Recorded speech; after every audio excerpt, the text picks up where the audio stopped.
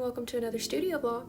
This week was very fun because I actually got to travel to Jackson Hole, Wyoming, and I started it off by doing a little bit of on plein air in an airplane, which was a little bit challenging but also super fun. Part of why I was so excited for this trip was so that I could take my own reference photos, because I do like to do that whenever I'm in this area, but I was also really excited because Jackson, Wyoming has a very big arts culture that is there. If you're in downtown, you're going to see a lot of galleries.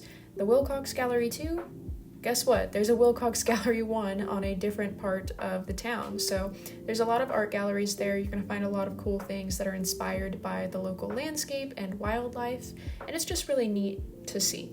And if you aren't looking to buy any artwork, it is still cool to walk around town because there's a lot of public art. Like, all of their electrical boxes have different paintings on them so that they look kind of cool and funky. There's a lot of murals, and there are a ton of sculptures of all sorts. One of the biggest ones being the 6 antler arches. These are found all around town, the downtown square and the airport area, and they were made with ethically sourced antler sheds from the local elk refuge. It is also really cool to see all the public art because a lot of it was made by local artists, so it's just kind of cool to see what people are inspired to do when they live in an area like this. And you can find things like bronze sculptures all over the town, inside the airport, along the highway. You can find them pretty much anywhere that you go. And personally, one of my favorite local artists is Amy Ringholtz. This is her painting that's inside the airport. I didn't realize it was going to be inside the airport, but I was excited to go see her work, so it was kind of cool to see her work in the airport too. So part of the reason there is such a big arts culture here is because it has the National Museum of Wildlife Art in Jackson Hole. This is the building. It looks like a bunch of tumbled rock ruins, but it is huge inside, and it has some of the best wildlife art I have ever seen. The pathway to actually get into the building has this sculpture trail leading up to it, and a lot of people stop here and take pictures because it's free to take pictures with the sculptures and see the sculptures. This museum does host different art shows for the local school districts, so this piece right here, that was made by elementary school students in Jackson Hole. Crazy, I think, but also really, really cool. Because this is the only national wildlife art museum in the United States, it is very, very difficult to have work shown in here, especially because a lot of what I'm currently showing you is historical art. It's art made by people that were first settling in the area in the 1800s and 1900s. So it's old art.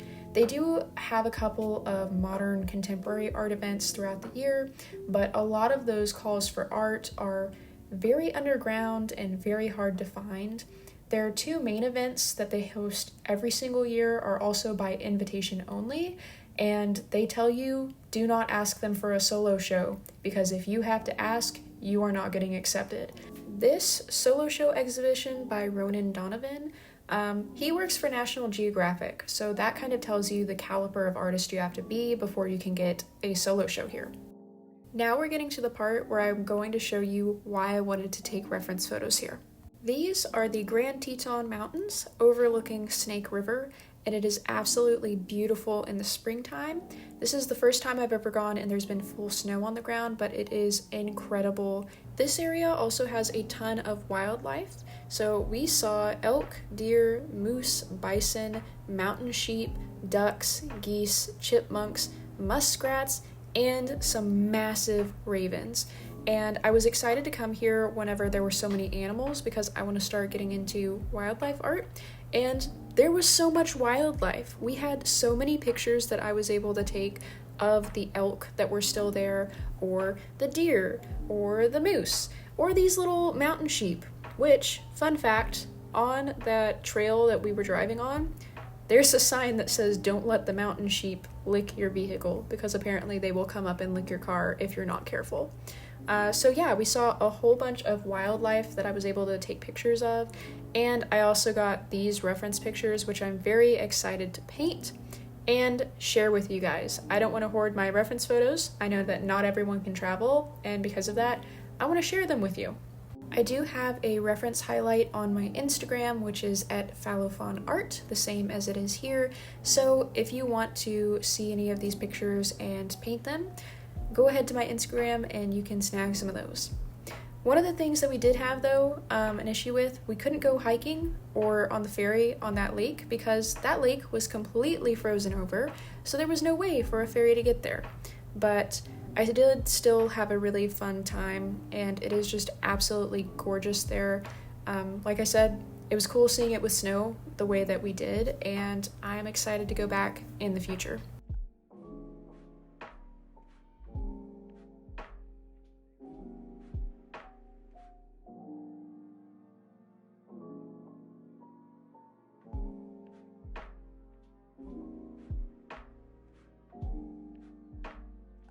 After I got home from my trip, it was time to bring the Jackson Hole, Wyoming inspired art to the gallery to hang up for the new month.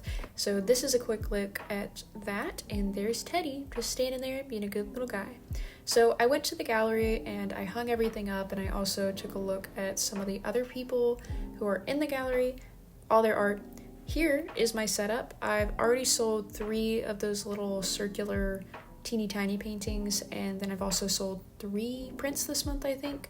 I do try to give a portion of the proceeds from some of these paintings to different wildlife and habitat organizations, and I also got in the Yeehaw show, so this is the Yeehaw exhibition at the gallery.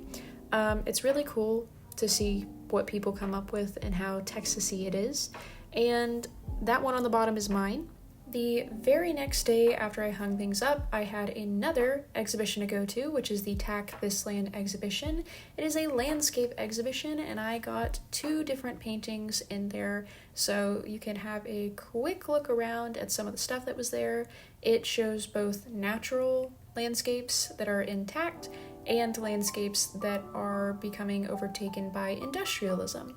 Mine reflect a little bit more of the natural side of things, with maybe just the beginnings of industrialism, like there's just one teeny tiny little house and that's about it in one of the paintings, but there they are, the 2 stacked on top of each other, and I will show you them again. That one was my favorite of the show, though. It was really cool to be a part of so many exhibitions this month. I was actually a part of 3, and the 3rd one was a virtual exhibition. And while I was visiting this show, I also walked around the rest of the gallery to see some of the solo shows. This one is insane. All of these are done with graphite, so just pencil. This show is called Hurry Slowly, and I talked to the artist. She said that she makes one of these drawings each month, which is crazy for the scale and detail that's put into these. And she also incorporates Japanese characters into almost every single one of these drawings.